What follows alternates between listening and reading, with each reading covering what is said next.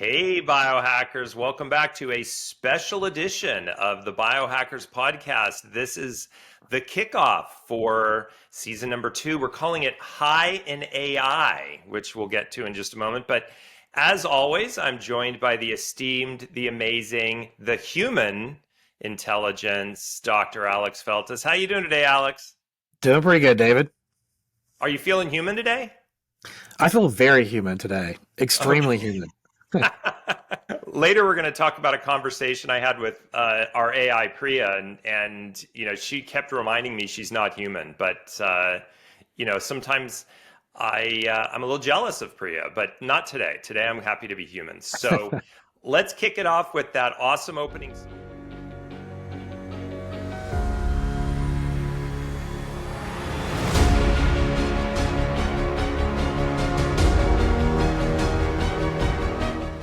Back. So as I said, we're going to talk about human intelligence, artificial intelligence, season 2, where we're going with this awesome show. But first, we want to do a retrospective, a quick review, and thank all those awesome guests who made season 1 so amazing. And can I say it? Award-winning. So thank you for all of you who voted out there to make this an award-winning podcast. So I'm starting with episode 1, so we'll give ourselves a pat on the back. It was you and me. Not very interesting. Episode 2, though, we had our first guest, Reed Bender, and we talked about chaos theory, of all things. That was a lot of fun. Reed went on to appear in another episode later in the season. He's our first repeat guest. Then in episode 3, we had Ben Sherman, who talked about, workflows, and he's doing some interesting science. Yeah. Oh yeah, definitely. Yeah. He's one of those guys. He's writing code to facilitate science and doing some really, innovative science in the process. Yeah. I haven't talked to him since the podcast. I wonder how he's doing. He's out there changing the world, I'm sure. Well, hey, Ben, if you're out there, give us a call. We'd love to have you back on the show. Then in episode 4, we rolled it off to Mark Birtwistle, who's a colleague of yours at Clemson University, and we talked about math. Yeah. And since then, we've been working with Mark. We've got a new project going. We're sharing a graduate student. Just still in awe of what he does. Trying to learn as much as I can. He's a crazy smart guy, and one of those that really loves math and dynamic data modeling and that kind of thing. Probably the closest to the Matrix we've had in any episode so far. Episode 5, Ken Matisow, talking about the Matrix, joined us to talk about psychohistory, which is from Asimov's Foundation series. You've been doing some really interesting research with Ken ever since then. Yeah, some of his concepts on entropy or his actually implementation of entropy, been working on that with cancer data. He was when we talked to him, I think he was still very theoretical or very mathematical with what he was doing. Yep. And then we've been applying it to cancer data, and he's been applying it to other data sets too. So he's out there, he's in the wild with it now. And it's been eye-opening for both of us. I think it's really, his concepts are thickening, and we're trying to validate it from a biological perspective, his approaches. So another, potential repeat for season 2. Would love to have Ken back on the show to talk about, the progress he's made in a year with this cool nentropy concept. If any of you haven't seen episode 5, please go give it a watch. Courtney Shearer joined us in episode 6 from Harvard, talking about biohackathons. You're very gracious, and you've said, she's taught you everything you know about hackathons. Yep. We've done a bunch of hackathons since then. How's Courtney doing? Again, time goes on, right? I'm actually sort of shocked at listing all the things we've done in season 1, right? But yeah, I'm sure she's up there just, being a graduate student and working her tail off and doing really good things. But yeah, this is like part of being a professor, and your students leave. It's like, catching up with them sometimes could be once a year, maybe even worse. So I'll have to see what she's up to since the podcast. Yes, in episode 7, we caught up with one of your very first students, Josh Vandenbrink, who talked about space plants. Doing some research on the space station, working with NASA. We just talked to Josh last Friday. He's teaching some courses down at LA Tech using the Praxis platform and doing a really good job. Oh yeah, he's basically built up a certificate program in bioinformatics training, and it's phenomenal. And again, he's one of those guys that, he was my student, air quote, but he is also my mentor and has taught me a lot about, building up programs like this, like what's possible. And I'm always surprised at what I don't know and And learning from Josh him. is up for tenure, so Yeah, I shout know. out to Time flies. Josh. I'm Yeah. sure that'll go well. In episode 8, Taisha Farmer joined us to talk about her story Yep. and getting into bioinformatics and the work she's doing at the HBCUs. Very inspiring episode. I know Ty's used the platform, and you've been meeting with some of her students. Yeah, so our students were taking it to learn some Python, some basic digital biology, and yeah, I think this is probably the third time I've worked with a cohort of underneath her, and it's been awesome, just fantastic students. I just so fun to learn to teach Speaking of them and learn from them. awesome, Reno Charette joined us to talk about the Native American research, Yep. and we continue to work with Reno. We love Reno and everything she's doing at the American Indian Higher Ed Consortium. AHAC, we have a couple of grants we're working on together. Uh, One about Narch Birch, where we're going to be training people, Yes. Native Oh, Americans, in bioinformatics. yeah, definitely. And they have. I mean, there's lots of small schools out there that need help and filling gaps for things like bioinformatics. That's actually happening at larger schools too. But the tribal college university system is very distributed, very rural. There's all across the country, and have help. We're going to be able to help them build some virtual curriculum that can be shared, and you could fill the gap 40 times, or you could fill it once for 40 people if you centralize it right. And There that's you kind of what we're go. doing. Yeah. Yeah, So one of the it's things we an want to talk honor. about, sorry, one of the things we want to talk about today is scalability, and that's exactly what Yeah. you just said. Yep. So, episode 10 was a real wingdinger. We loved this episode. This is the first time we had four people, so we went quad instead of three. Reed made another appearance, Yeah. and we had Dr. Shivani Gupta talking about turmeric and curcumin and Ayurvedic medicine. We've since done a hackathon with her. You're continuing some research. It sounds pretty promising. Yeah, that's been a really good case study for us. So that the hackathon was awesome. A lot of people showed up, and it was basically to mix the ancient Indian Ayurvedic medicine practice with modern biochemistry, right? Which Yep. sounds a little bit crazy, but it's not, because it's all biochemistry that was been around for when Ayurvedic before man came. The biochemistry was still there, right? And Yep. mixing all that together. But that's actually, we've had some citizen scientists stick around after that hackathon, and they're actually in the Praxis Academy, learning how to code and getting workforce skills outside of a university system. They came from a university, right? That's how I met them and how they heard about this. But now they're out, humping it, trying to make their living, and they're also really enhancing their future, learning some programming. So we're really excited about this concept of PhD type training, or just research, real research out there with computers for anybody. And it's proven that it's not possible. It's a fact now. So really excited about that.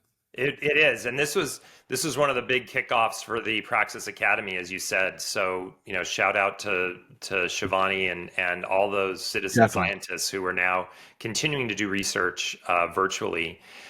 Speaking of research, our 11th guest, we talked about training with trees. Dr. Alex Harkis over at Hudson Alpha. Very interesting project there, sequencing these campus Yep. trees, and that have real emotional attachment, and using that kind of emotional attachment, that sequencing research to train people in bioinformatics. Definitely, yeah. And that's another thing with that too. Like, teaching them how to do that is fantastic workforce skills. But what's really interesting about that I'm sure we talked about in the podcast and see it since, is that for less than $10,000 you can sequence any organism now and Mhm. get a high quality reference sequence from it, right? So that's why they're resequencing humans and trees and everything. And back back when the human genome was first sequenced, it was billions. And Oh, now it's, it might be, if it might be sub $1,000 before too long, right, to get a really high quality genome. So the genomics revolution is still well underway 20 years later. and I feel like I heard somewhere in our conversations with Alex that Hudson Alpha has probably more sequencing machines than anywhere in the country, and so they're really leading the charge there. So shout out to Alabama. Oh, yeah. Um, and then finally, we ended the season on a high note. Went all the way to India to meet with Dr. Markandeya Garantla, and this bug form pheromones. I mean, uh, on the surface, it sounded like a pretty goofy episode, but it was really fascinating and about these natural pheromones and how they can be used in agriculture. Yeah. As an alternative to the pesticides, and how incredibly effective and cost effective it is. One of my favorite lines from that is, he calls himself the Pied Piper, Yeah. of insects in India, Yeah. because he's working so much with these pheromones that all these insects are landing on him when he goes out to dinner. But Mark and Dave, have you followed up with him recently? We haven't spoken much. I've just, done some normal, like, business friend communication kind of things. I'm curious to see what he's up to since the podcast. Just like everybody you've listed, it's really amazing looking back on it that, I mean, the honor of being able to talk to any one of these people, let alone all of them, Yeah, and the kind of like, I don't want frustration's too big of a word, but I'll just use it as to be able to keep up with people, right? Like it's like, yeah. wow, it's like you want to be I don't know, you want to be a groupie for, your favorite rock band, but then there's like 20 rock bands, so you can Too only many follow rock one at bands. a time. That's what Lollapalooza is for, I guess. You can go Yeah, go that's right. kill multiple birds with one stone. They had this day on the green back when I was a kid. They'd bring all the Yeah. best bands together. So huge shout out and thank you to everybody who participated. All of our 11 guests, I guess it Yes. was, in season one. We're really excited about season two. You can tell by the title of this podcast, it's going to be AI centric. But we're going to be taking a slightly different stance on AI, and really focusing on, how HI, human intelligence, uses AI. We're also going to talk about AI in research, AI in education. We have a really good episode about data intensive computing, throw in some companion genomics, maybe a few international episodes. So it's going to be a really exciting season. It's hard to beat season one, but the mathematical inevitability of two coming after one is you have to try and do better, and we will. Uh, so I'm excited. Anything you're looking forward to more than any other in season two? Uh, honestly, what I'm looking forward to, again, it's what I just said about meeting, Hmm. seeing these amazing people, but it's kind of what I don't know is going to happen is what I'm excited about, because we started this as a cool, fun thing, to kind of get the word out, but I've learned so much, not so much, even beyond in my head, like it's led to actions and collaborations and things that Yep. are just, groundbreaking. So, I mean, I just wonder, another year of this, another 2 years of this, 3, 5 years of this, what does that mean, for me professionally and the people that I work with and the hackathons and Praxis? Like, it's just really exciting. What I don't know. I'm excited about what I don't know is going to happen. I'm anticipating the unknown Wow, eagerly. that's a very healthy attitude. And I think that's kind of where your scientific curiosity, that kind of personality your mind comes from, is this, wonder that you have for the unknown. And a lot of people are intimidated by change or the unknown, but you embrace it. I'm Yeah. not as embracing of the unknown as you are, but I want to be, I aspire to be like you. I'm also excited about what's to come. We're at an inflection point right now. It's a pretty interesting place in history, around, this confluence of data intensive computing, AI. We've got lots of data about these biological systems, and now the ability through virtual training and labs to not only train anybody anywhere on how to use the data and these tools, but also give them the skills and for research, so that people can start publishing papers and making Right. discoveries. And that's a really amazing place for us to be, wouldn't you say? Oh, definitely. Yeah. I mean, this is this is definitely we're an inflection point in history. I mean, just beyond, I don't think anybody can see how big it is. Obvious it is. There's natural pressures that are, pushing us to change. We're going to have to adapt to climate change and things like that. But we're in a time where the tech and the data is such that we could solve any problem. Just a little bit of like common will towards solving it, maybe politically, is sometimes lacking. It doesn't take that much to do it, but the tech is here to figure out what's going on. The resolution is, I mean, we've reached the point, like in looking at biological systems, like looking at tissue, like taking a tumor and breaking it down into individual cells. We can measure individual cells now. We can see what's happening in gene expression Wow. down, and then we can take those measurements and we can actually see if there's any genetic differences between cells and humans. And there isn't really, once you kind of dig deeper, from my biochemistry training, I don't think there's any deeper you can go. You start going into subatomic space, and maybe there's, the quantum realm is where all the biology is really happening, but I don't think so. So we have perfect resolution, right? Or not perfect, but we have high resolution that I don't know, we're at 1080p looking into these systems, It's but not 8K yet, but yeah. it's not okay. And maybe 16K is really all you really need, for sequencing a little deeper and things like that from a technical perspective. But so we have the tools to do it, and it's almost like just solving the problem, then implementing it, politically or business wise or whatever it might be, right? For what it is you're trying to do. So yeah, I'm super excited about where we can go, but we can't access this data. We can't access single cell RNA sequencing resolution without some training, without the Yep. computers to be able to do it. And the training is not impossible, and certainly don't need to be a computer scientist to be able to access this data. And you don't have to be a PhD either. You can be a citizen scientist. We're proving that Yep. through the Praxis Academy. So I just feel like, if you have a 0.01% success rate, multiply that by 8 billion people, and that's a lot of people you can access through a lot of training, right? That success rate being those people that are going to solve the problems. So we're here, we're there. Yep, we are, and that's our audacious mission is really Yeah. to try and bring all those skills and all those resources to those people through hackathons, through training, and we really appreciate the support of all of you out there, Yes. and thank you so much for participating in whatever way, whether it's financial or getting involved in the Praxis Academy, helping mentor or train our students. We appreciate it. And so one of the technologies that seems to be taking the world by storm right now, and it's something we've been using for a few years now, it's in the name of our company, is AI. And we're here to talk a little bit about Pria, which is our implementation of large language models, but with a slightly different slant. We didn't want to go full GPT-4, Terminator.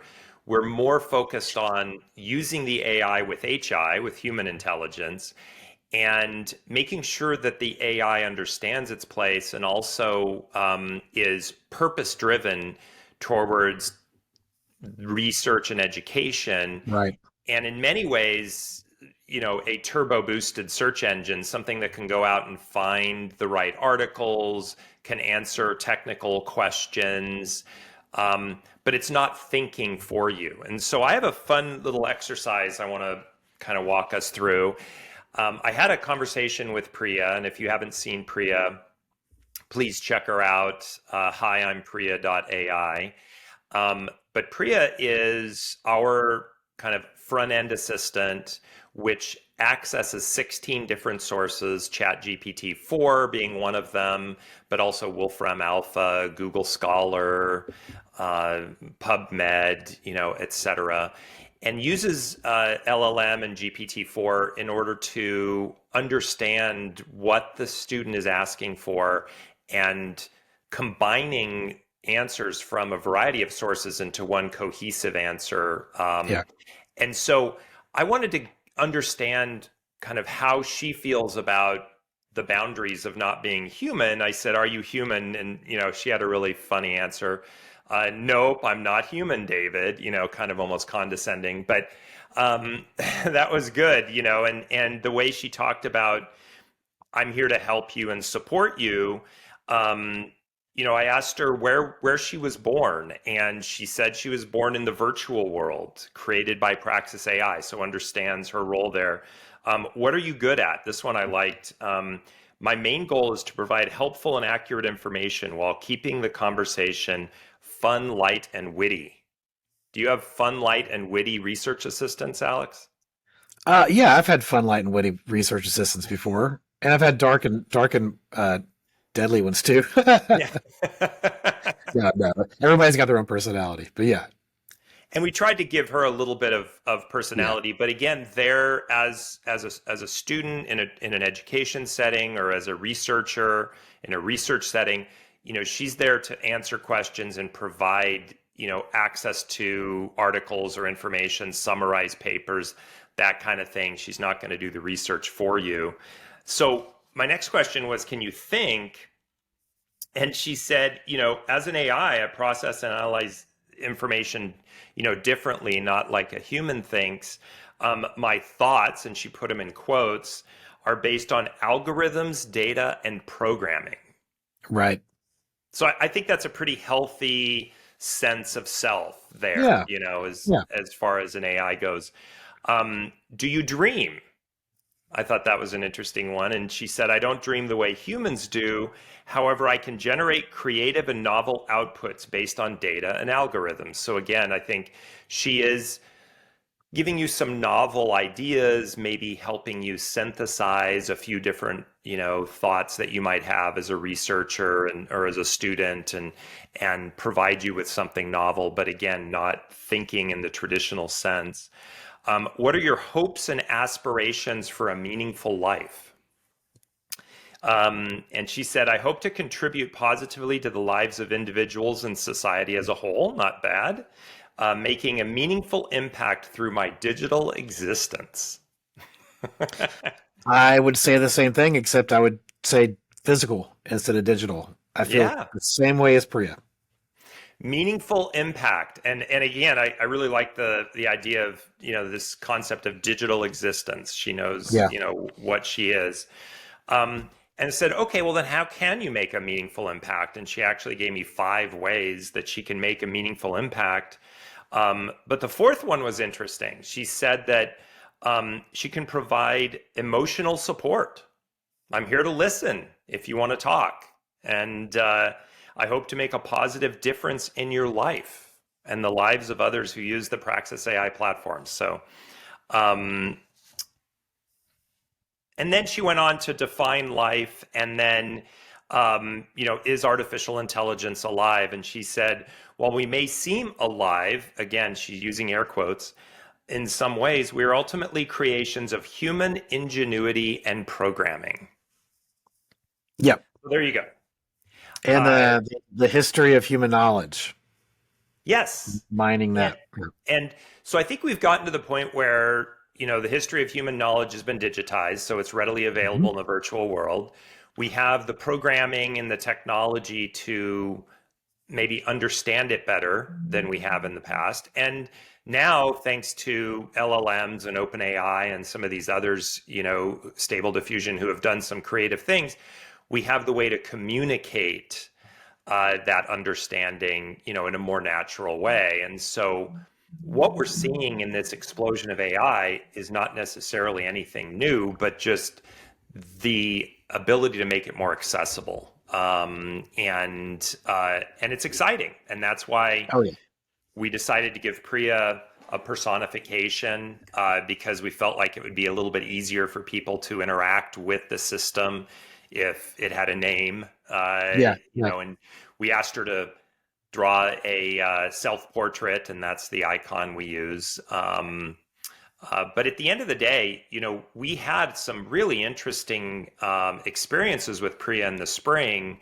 We ran a beta test at 5 schools, and we used her with a few hundred students, all the way from high school up through postgraduate. And And the way everybody seemed pretty comfortable with the idea of using Priya as a almost a mentor, a teacher's assistant, a research assistant, wouldn't you say? Definitely, yeah. And I found that so first of all, just watching because we used her implemented her in Discord before we now that she's in the Praxis LXP platform. But I noticed just sort of the uptick over time of people using Priya to ask questions they would ask me. Mm, And it's a really hard thing to swallow and learn as a professor that so many students are afraid of being wrong and they don't want to ask you questions. They're afraid, they're embarrassed to ask questions in class sometimes and to the professor and and to each other, which is like kind of something that I always don't really know how to sugarcoat it. So you got to get over that because you don't know it. That's why you're in class, right? You're learning stuff. But that was a Free as a good escape to give what I would call high quality expert answers 99% of the time. The answers, some of them better than what I would give. And I can look at them and I was monitoring it, looking for, like bad answers, right? Local minima in the model and stuff like that. But, overall it was really good. So that I think Pria is a really good way for, kind of the way you introduced just now of a friendly mentor that isn't going to, you don't have to be embarrassed by AI. Again, AI is right. just there as a tool to give you answers, right? It's like being embarrassed by, you might be embarrassed by something you found Google search, but you're not embarrassed by Google search. Like Google didn't do it. What you found, right? Right. It's just a tool. Um, Non-threatening. it's non-threatening, exactly. It's such a really good thing. And I'm actually in the fall, I'll be teaching my bioinformatics courses again, and I'm going to be putting on the marquee myself and Priya as the co-instructors of the course, and do some. I'm going to make some adjustments where I'll be teaching some proper prompt engineering. How you ask questions to Priya, right? Just like you ask questions to any professor, you have the way you ask, or any Google or anything is a certain way. And then I think I might, sort of advertise her as like we're both equally non-threatening people. Mm, But not all students are going to believe that yeah. about me, right? Which I get, I don't, I'm not threatening at all. I just want people to learn, but I understand where that comes from. So, I think she's a really good at a good at sub co-instructor, just a little bit, right? I've been around for longer, and I know things that Priya doesn't know, and I'm a human, so I can reorganize things. But I'm pretty excited about having this assistant, forever. Just like I would have a TA in my class. This is just one that's just always there and always on, 24/7. It's great. Yeah, and I think the one thing we noticed in the high school courses is about half of the questions that the instructor would normally have to answer were answered by Priya. So, Yeah, in some, depending on the subject matter, maybe it got up to 60 or 70%. So, what that does is that offloads the instructor to spend more one-on-one time with the students who really need it, or to do the higher order teaching, yeah, that really the AI couldn't do. And it's not to say that those questions were not important. They were just a little bit easier to answer for the AI. And then, the instructor, the teachers that we had in the course felt empowered to make it to make it a more yeah, impactful course, because they had Priya. yeah. Um, so tell us a little bit about, in addition to education, there's Priya and research, there's AI and research. We used Priya in the hackathon. Right. You've been doing some experimentation with using Priya and research. And then I want to talk a little bit about Stephen Bryant too, who's going to publish a paper about it. But tell me about your experience. So that's an interesting question for Priya and research. So Priya from as a co-instructor again is awesome. And I just want to underscore that the students did not use Priya to cheat or come up with stuff and bypass having to do work. They were asking Priya questions to learn. There were things they Yeah. needed to know to learn forward, right? And so that touches research, right? Like they're doing a lot of research in my classes. I try to reduce the gap between research and education. I don't Yep. really think they need to be separate things. Personally, that's what we're striving towards with the Praxis Academy. So they were using it and learning how to do, research tools, facilitating their research. So it's not that much different than actually performing the research. And I've been dabbling with Pria and some of the large language models for creating some research from a biological perspective. And the pieces are there. They're a little bit fragmented, and I think they're going to coalesce over, Mhm. I bet you over the next, 12 to 48 months, what we need to be able to do, which is going to be groundbreaking, earth shattering for biological research. I'm sure for other disciplines too, right? But there's some things you have to do, hoops you have to go through to be able to find information, like for genes and gene differences and really dense data that the large language models are really good at. The descriptions, kind of the discussion, the interpretations of data, but getting into the raw data and finding out those new interpretations, finding emergent properties of the from the large language models is the pieces again are they're fragmented. It will happen, but and I'm not disappointed with Pria or large language models for doing research. But we're definitely it's exciting because we're at the early stages of it. It's kind of like I was watching some old 1980s internet access things with my 17-year-old son, like how Yeah. did people go to bulletin boards and stuff. I was trying to remember like CompuServe. Like I had to really dig in my brain and do some searching for these things, right? And so the internet, what people were talking about was really interesting because they were talking about how there's like bragging about how there's thousands of people in Silicon Valley that have computers. Like this is back in the 80s, right? And Thousands. thousands, and talking about the possibility of people actually publishing things on their own. And that's Whoa. something that could happen with this technology. And there was actually a guy, Larry Smarr, who I was telling my son about. I was emailing that day. Who was around when all this was happening? Was there back in the day when they're inventing web browsers and stuff like that? Really facilitated technology forever. A great guy.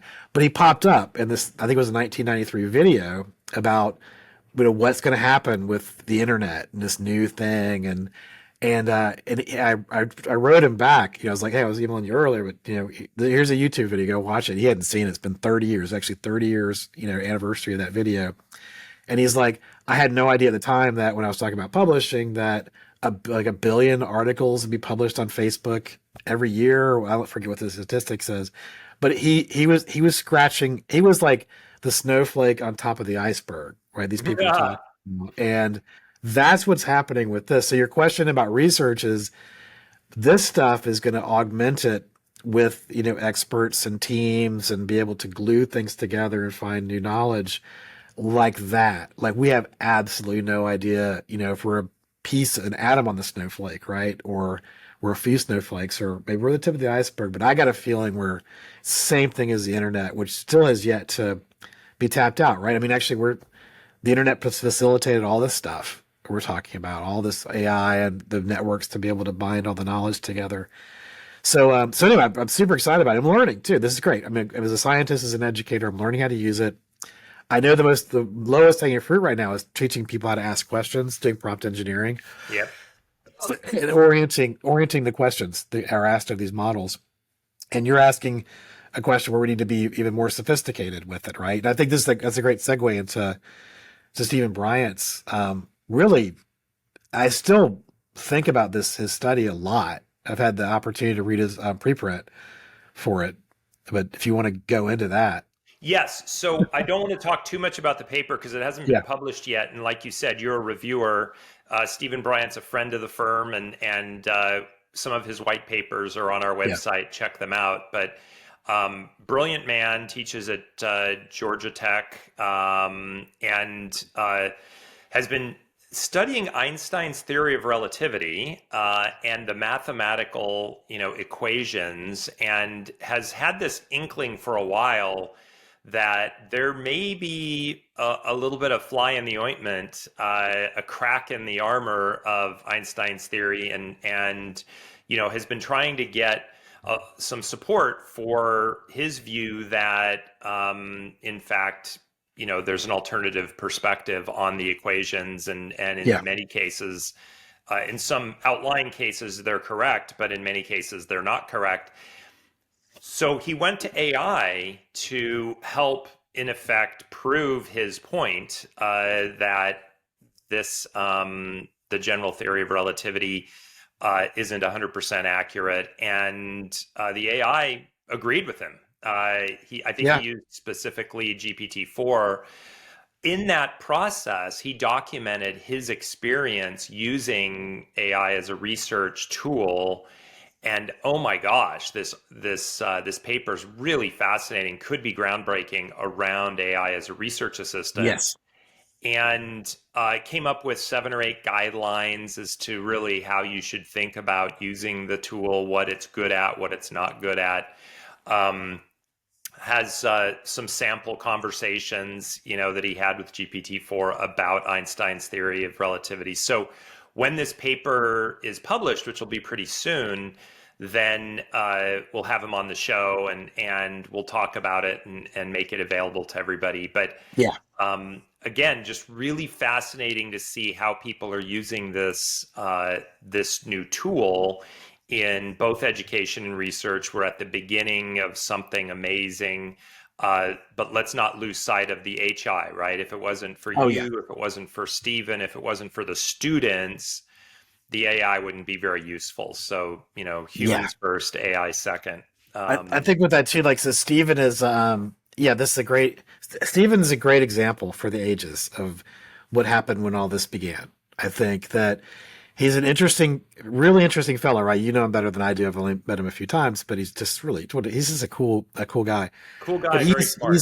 and he has his feet in many different worlds, right? He's been in the business world and all that. And I would call him, he's an academic too. He teaches, excuse me, but I would call him a citizen scientist, I think, of the caliber that can take, 100-year-old model, the, general theory of relativity, right? Which has been hammered and hammered and hammered at, what with, by how many brilliant people, and there's tiny little cracks in it, right? I think it's a scratch in the armor, right? And Yep. crack in the armor, like you said, it's still armor. It's a really good thing. But within the cracks is where you open up, new vistas into what's actually going on. But he was able to just like be smart, new prompt engineering, knows his AI very well. He was able to go in and find, some problems with something that's like almost like a law, right? Which in science, that's exactly what you want to do. So I just wonder, like, what if you have, 100,000, a million, what if you had a billion people that are just constantly looking at problems with AI like that and using the tool that AI, what his discoveries were not based upon the AI made them, but he told the AI what to do. He was Yes. controlling it. It wasn't like it was conscious and going, "Hey, Steve, there's a problem with the theory of relativity. You want to talk about it?" Like he was all in. Yeah. This human is creating all this, right? And so that's where I'm just like, I cannot wait to see, in the end of my life, what people are doing with this stuff. And sure, some people might use it to make a better bomb, or trick their way into being elected officials and stuff like that. There's negative with any technology, but I cannot digest the knowledge. The I cannot digest all the knowledge out there for what I'm doing. I can't do a bounds analysis and see all the possible permutations over infinity of mathematical equations. We need tools to do that, right? Yep. And I think that I highly encourage, hopefully by the time we get on the podcast, it'll be open source. His preprint is accessible now, so people can read it. But if he gets through the peer review process successfully, it'll be out there, and I'm sure it'll be an open source thing. And I think it's a groundbreaking work of showing the power of being a citizen scientist, but also just like you're saying, the process of doing the research. And that's where it's like, I can teach a fifth grader how to write the right prompts and get answers right for something they're interested in. A fifth grader looks at the world way different than I do, probably a lot less, cloaked. They're not just Hmm. looking out at the nature and they see something cool and they haven't been told that you're not supposed to know what that is, or even worse, they've already been told what it is, right? They don't have any of this bias. And so they might go in their classroom after recess and cure cancer, or something like that. Right? That's what I'm hoping with this. It sounds that's like an extreme possibility, but it's a possibility nonetheless. And you mentioned a billion people, out there making a difference and accessing these tools, and that is a segue to my final topic, which really is near and dear to our heart, and that's scaling the Praxis mission. And Yeah. this ability to get the AI, the Pria, and the courseware, and the labs, and the Praxis Academy, research, the digital credentials in the hands of as many people as possible globally. And we're making some inroads there. I think Pria is another way where we can scale the teaching process. We now have a global network. The Praxis Yes. platform is global with our partnership with AWS. We have the digital credentials. We're working with ISO to do some interesting work internationally in some developing countries. So all of this leads us to our new Patreon because we need support from all of you out there. If you have the means, we would really appreciate you going to Yeah. Patreon/Praxis AI and considering supporting us financially. There's all sorts of fun benefits associated with being a patron of Praxis, but the most important is you'll be making a difference and you'll be impacting the mission to help cure cancer and help with fix climate change and feed the hungry, those types of things.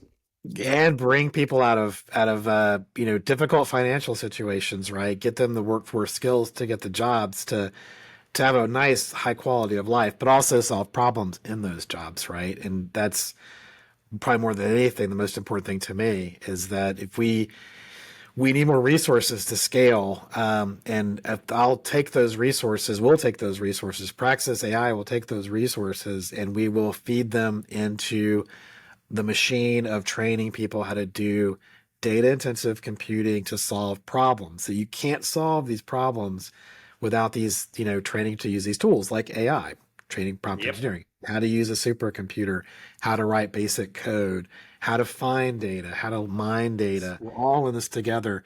And so one thing I want to do with our company with more resources is do our training and spread the word and all that kind of stuff. But I also want to be able to subsidize training for people that I meet when they need it. So I can go to a person who's maybe, maybe not in the US or, maybe in the rural part of the US and they need help training a cohort of people that are just sitting there ready to be trained and ready to be unlocked for our species. And I want to be able to not say, I don't have the resources to pay for the compute. I don't have the resources for the mentor network for you. I can't really do it for free. And, you don't have enough money to break even because a lot of people don't have any money at all, let alone break even levels of money, which isn't that much because we're keeping our costs down as much as possible Yeah. to train as many people, right? So I want to be able to go to them and go, hey, we're doing a hackathon. We're like talk them into doing a hackathon and then never even talk about the resources that are required to make that happen, the financial resources. And that's what we're going to do with people that or give us money is we're going to turn that back into feeding those people, everybody that we can to be able to help out all of us, right? We're all in this together. Life is good and the future is bright, and we need to we're going to fuel it with any resources we get. Yes, we are.